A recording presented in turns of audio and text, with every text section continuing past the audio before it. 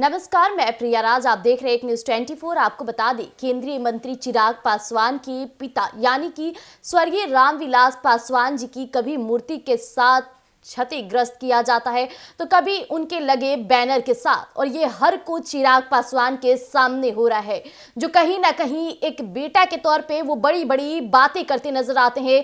कई बार उन्होंने प्रशासन को सख्त कार्रवाई भी करने की बातें कही थी, लेकिन इस बीच फिर से एक मामला ऐसा निकलकर सामने आया है जहां फिर से स्वर्गीय रामविलास पासवान जी की मूर्ति के साथ छेड़खानी की गई है, जिसके बाद से प्रशासन वहां जांच करने गई और जो कुछ भी निकलकर सामने आया उस पर कई प्रश्नबाजी शुरू हो गई है। इस बीच केंद्रीय मंत्री चिराग पासवान का भी गुस्सा जमकर निकलेगा, क्योंकि ये लगातार बातें निकलकर सामने आती। तो सबसे पहले हम आपके समक्ष ये बातें रख दें कि आखिरकार पूरा मामला क्या है। बिहार के औरंगाबाद में पूर्व केंद्रीय मंत्री तथा लोजपा के संस्थापक रामविलास पासवान की प्रतिमा को असामाजिक तत्वों ने तोड़कर क्षतिग्रस्त कर दिया।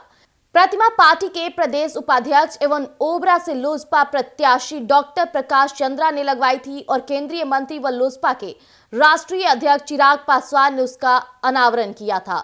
वहीं लोजपा एसएससी प्रकोष्ठ के प्रदेश उपाध्यक्ष एवं ग्रामीण महेंद्र पासवान ने बताया कि बीती रात असामाजिक तत्वों ने प्रतिमा को क्षतिग्रस्त किया है। सुबह करीब 4 बजे जब ग्रामीण टहलने निकले तो देखे कि प्रतिमा को क्षतिग्रस्त कर दिया गया है।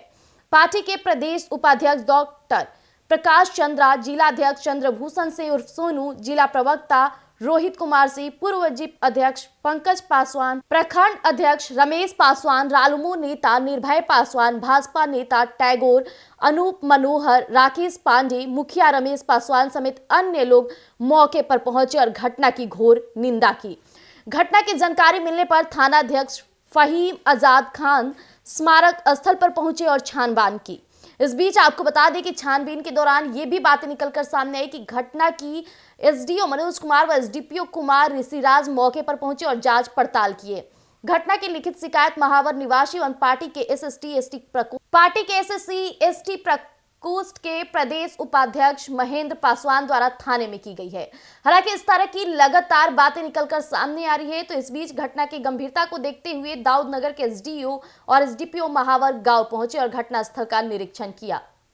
जैसा कि भी आपने देखा कि किस तरह से हमने जो सच्चाई आपके समक्ष पेश की, लगातार स्वर्गीय रामविलास पासवान जी की कभी प्रतिमा के साथ, कभी उनके लगे बैनर के साथ छेड़खानी की जा रही है। इससे कहीं ना कहीं पार्टी के अंदर खलबली मची है, लोगों के अंदर आक्रोश है, क्योंकि लगातार चिराग पासवान के पिताजी के स्वर्गीय रामविलास पासवान जी की मूर्ति के साथ ये छेड़खानी की बातें निकलकर सामने आ रही है। आखिर इसके पीछे की सबसे बड़ी साजिश कौन है और इस तरह के कार्यों को अंजाम कौन दे रहा है, जिसे लेकर प्रशासन काफी सख्ती से जांच कर रही है।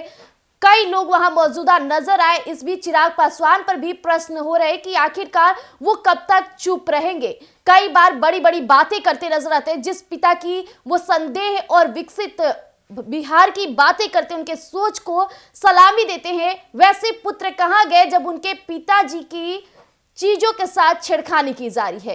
विस्तार से स्वर्गीय रामविलास पासवान जी की इस मूर्ति के क्षतिग्रस्त होने के बाद से पार्टी के अंदर जो आक्रोश है, हो सकता है कि इसके पीछे किसका हाथ हो, उसे जल्द से जल्द पकड़कर बड़ी सजा सुनाई जाए। क्योंकि केंद्रीय मंत्री चिराग पासवान ने भी पहले ये बातें कही थी जब उनके पोस्टर को नाली से ढक दिया गया था। उस समय भी चिराग पासवान जी गए थे उस विद्यालय में, बड़ी बड़ी बातें करके आए, लेकिन अंजाम अभी तक रुका नहीं है। लगातार इस तरह के मामले निकलकर सामने आ रहे हैं, जो कहीं ना कहीं केंद्रीय मंत्री चिराग पासवान के नाम पर बड़ा धब्बा हो सकता है, जो अपने पिताजी की चीजों को और जो उनके साथ छेड़खानी उनके चीजों को कर रहा है, उसके साथ अगर वो सख्ती के साथ कार्रवाई नहीं करते हैं तो पार्टी के अंदर टूट के साथ पार्टी के कई लोग उनसे बिछड़ भी जाएंगे।